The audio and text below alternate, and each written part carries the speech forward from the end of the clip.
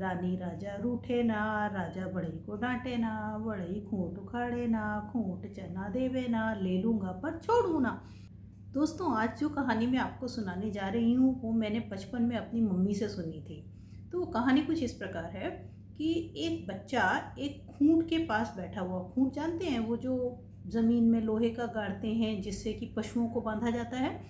तो हाँ, तो एक बच्चा खूंट के पास बैठा हुआ चने खा रहा था। तो फिर क्या हुआ कि उसका एक चना उस खूंट में गिर गया और काफ़ी नीचे जाके फंस गया। अब उस बच्चे ने खूंट से वो चना निकालने की बड़ी कोशिश की, पर वो खूंट से चना नहीं निकल पाया। अब वो बच्चा उस खूंट से बोला, खूंट खूंट मेरा चना दे। अब खूंट भला कैसे जवाब देता, ना खूंट ने कोई जवाब दिया, ना ही उसका चना उसमें से वो निकाल पाया। तो अब जो बच्चा था वो परेशान होकर वो गया एक बढ़ई के पास। बढ़ई जानते हैं, कारपेंटर।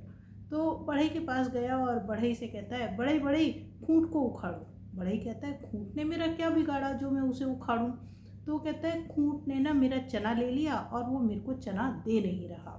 तो बढ़ई ने कहा, नहीं मैं क्यों उखाड़ूं, खूंट ने मेरा क्या बिगाड़ा। तो उस बच्चे ने एक पंक्ति गाई, बढ़ई खूंट उखाड़े ना, खूंट चना देवे ना, ले लूंगा पर छोड़ू ना। ऐसा कहकर अब वो बच्चा गया राजा के पास। राजा से जाके बोला कि राजा राजा बढ़ई को डांटो। अब राजा कहता है, मैं बढ़ई को भला क्यों डांटूं। तो वो कहता है कि खूंट ने मेरा चना ले लिया, बढ़ई ने खूंटा नहीं उखाड़ा। तो राजा कहता है, नहीं बढ़ई ने मेरा क्या बिगाड़ा, मैं बढ़ई को क्यों डांटूं। तो अब बच्चा फिर बोलता है, राजा बढ़ई को डांटे ना, बढ़ई खूंट उखाड़े ना, खूंट चना देवे ना, ले लूंगा पर छोड़ू ना। अब बच्चा, राजा भी जब नहीं माना तो अब बच्चा क्या करे। अब बच्चे ने अपना दिमाग चलाया, वो गया रानी के पास कि रानी की बात तो राजा मानेगा ना। रानी के पास जाकर रानी से कहता है, रानी रानी राजा से रूठ जा। रानी कहती है, राजा ने मेरा क्या बिगाड़ा जो मैं राजा से रूठ जाऊं। अब बच्चे का फिर से वही गाना, रानी राजा रूठे ना, राजा बढ़ई को डांटे ना, बढ़ई खूंट उखाड़े ना, खूंट चना देवे ना, ले लूंगा पर छोड़ू ना। उसके बाद बच्चा गया चूहिया के पास और चूहिया से बोला, चूहिया चूहिया रानी के कपड़े काट दे। चूहिया ने भी मना कर दिया, मैं क्यों काटूं रानी के कपड़े। अब उसके गाने में एक कड़ी और जुड़ गई, चूहिया रानी के कपड़े काटे ना, रानी राजा से रूठे ना।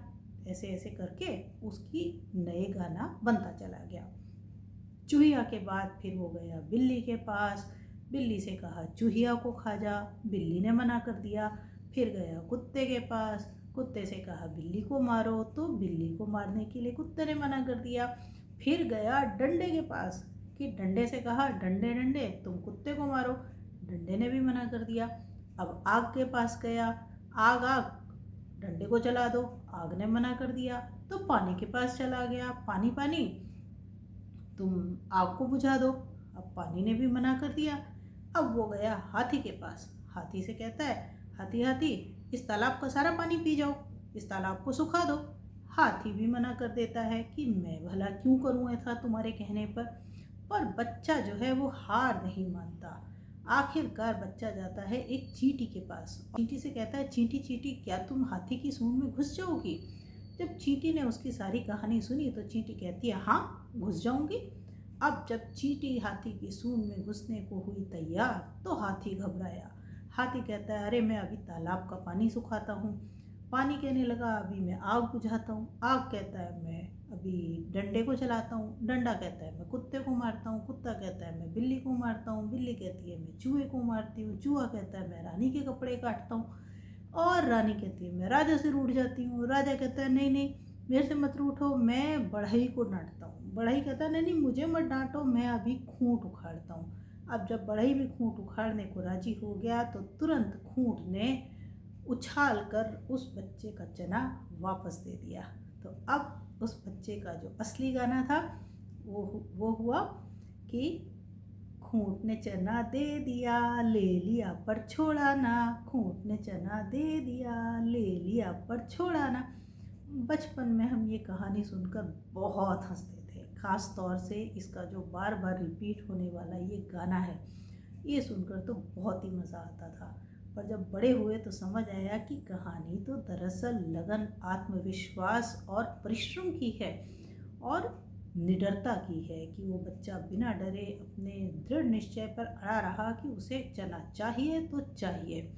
तो ऐसे ही होते हैं बच्चे, ऐसी ही होती है युवा पीढ़ी।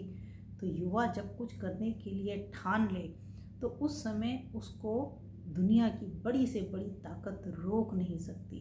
फिर वो पूरे के पूरे साम्राज्य को हिला देने की ताकत रखता है। इतिहास गवाह है कि दुनिया में बड़े से बड़ी जो परिवर्तन हुए हैं वो युवाओं के कारण ही हुए हैं। हमारे मोदी जी भी कहते हैं ना कि ये कैन डू जेनरेशन है। तो हर बार हर युवा जनरेशन, हर युवा पीढ़ी कैन डू जनरेशन ही होती है। और यदि कोई भी इनका चना यानी इनके अधिकारों का हनन करेगा तो ये पूरी व्यवस्था को हिलाकर रख देंगे। ध्यान रखें इस बात का। यदि कहानी पसंद आई हो तो कृपया वीडियो को लाइक और चैनल को सब्सक्राइब कीजिएगा। धन्यवाद।